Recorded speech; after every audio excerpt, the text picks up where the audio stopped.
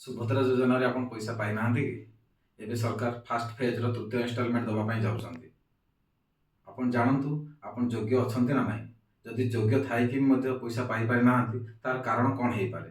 ଚାଲନ୍ତୁ ଏହି ସମସ୍ୟାର ସମାଧାନକୁ ଜାଣିବା। ମୁଖ୍ୟତଃ ଏ ପଇସା ନ ପାଇବାର କାରଣ ବ୍ୟାଙ୍କରେ କିଛି ପ୍ରୋବ୍ଲେମ୍ ମଧ୍ୟ ଥାଇପାରେ। ବ୍ୟାଙ୍କରେ କ'ଣ ପ୍ରୋବ୍ଲେମ୍ ଥାଇପାରେ? ଆପଣ ଆକାଉଣ୍ଟଟି ଡିବିଟି ଆକ୍ଟିଭେଟ୍ ଅଛି ନା ନାହିଁ ତାକୁ ଦେଖିବାକୁ ପଡ଼ିବ। ଡିବିଟି କ'ଣ? Direct benefit transfer. ଯୋଉଦ୍ୱାରା କି ସରକାର ଯୋଉ ପଇସା ଡାଇରେକ୍ଟ ଦେଉଛନ୍ତି ସେଇଟା ଆପଣ ଆକାଉଣ୍ଟକୁ ଆସିପାରୁଛି। ଆଉ କେବଳ ଡିବିଟି ଆକ୍ଟିଭେଟ୍ ଥିଲେ ହିଁ ସେ ପଇସା ଆସୁଛି। ତ ଡିବିଟି ଆକ୍ଟିଭେଟ୍ ଅଛି ନା ନାହିଁ ଆମେ କେମିତି ଜାଣିବା? ବ୍ୟାଙ୍କକୁ ଯିବା, ବ୍ୟାଙ୍କର ଯେକୌଣସି ଅଧିକାରୀକୁ ପଚାରିବା କି ଆମ ଖାତାରେ ପଇସା ଆସୁଛି, ଆମ ଖାତାରେ ଡିବିଟି ଆକ୍ଟିଭେଟ୍ ଅଛି ନା ନାହିଁ। ସେ ବ୍ୟାଙ୍କ ଅଧିକାରୀ ଆପଣଙ୍କୁ କହିବେ ଯେ ପ୍ରକୃତରେ ଡିବିଟି ଆକ୍ଟିଭେଟ୍ ଅଛି ନା ନାହିଁ। ଯଦି ଆକ୍ଟିଭେଟ୍ ଅଛି ସେଇ ବ୍ୟାଙ୍କରେ ଅଛି ନା ସେଇ ବ୍ୟାଙ୍କରେ ନାହିଁ ଅଲଗା କେଉଁଠି ଅଛି।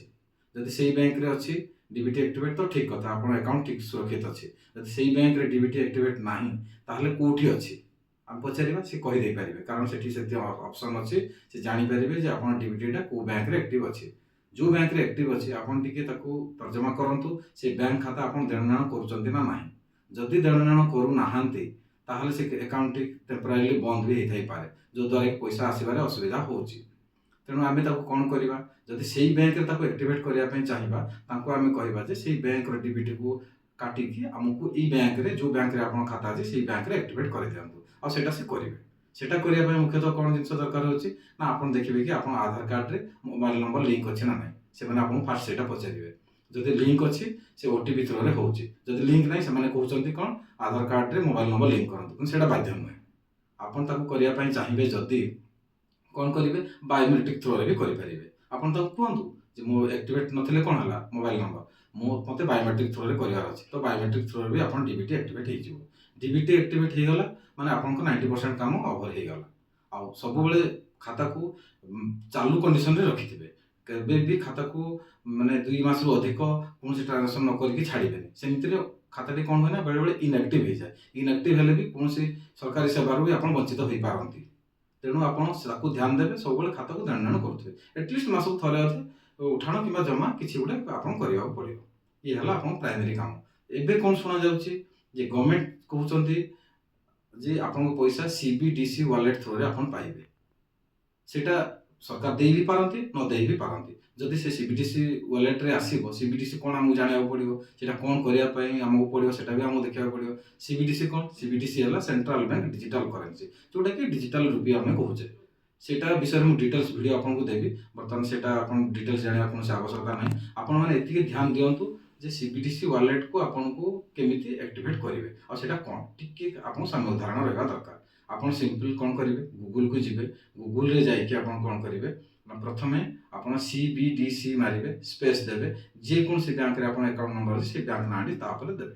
ମନେ କରନ୍ତୁ ଆପଣ ଏସ୍‌ବିଆଇରେ ଅଛି ସିବିଡିସି ସ୍ପେସ୍ ଏସ୍‌ବିଆଇ, ୟୁନିୟନ ବ୍ୟାଙ୍କରେ ଅଛି ସିବିଡିସି ସ୍ପେସ୍ ୟୁବିଆଇ କିମ୍ବା ସିବିଡିସି ସ୍ପେସ୍ ପିଏନ୍‌ବି। ଏମିତି ଡିଟେଲ୍ସ ଆପଣ ସେତିକି ଖାଲି ଆପଣଙ୍କୁ ପ୍ଲେ ଷ୍ଟୋରରେ ମାରିବେ।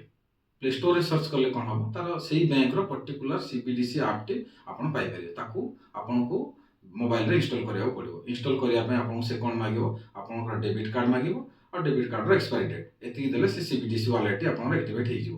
ଆଉ ସିବିଡିସି ୱାଲେଟ୍‌ଟି ଆକ୍ଟିଭେଟ୍ ହେଇଗଲା ମାନେ ଆପଣଙ୍କର ଆଉ କୌଣସି ଚିନ୍ତା ନାହିଁ। ଏକ ତ ବ୍ୟାଙ୍କରେ ଆପଣ ଡିବିଟି ଆକ୍ଟିଭେଟ୍ ହେଇଗଲା, ଆକାଉଣ୍ଟଟି ରନିଂ ଅଛି ଆଉ ଆପଣ ସିବିଡିସି ୱାଲେଟ୍ ହେଲା। ଯଦି ସରକାର ପ୍ରଥମରୁ କହୁଛନ୍ତି ସିବିଡିସି ୱାଲେଟ୍‌କୁ ଦେବି, ଏଥର କିନ୍ତୁ ଲାଗୁଛି କି ସିବିଡିସି ୱାଲେଟ୍‌କୁ ହିଁ 100% ଦେବେ।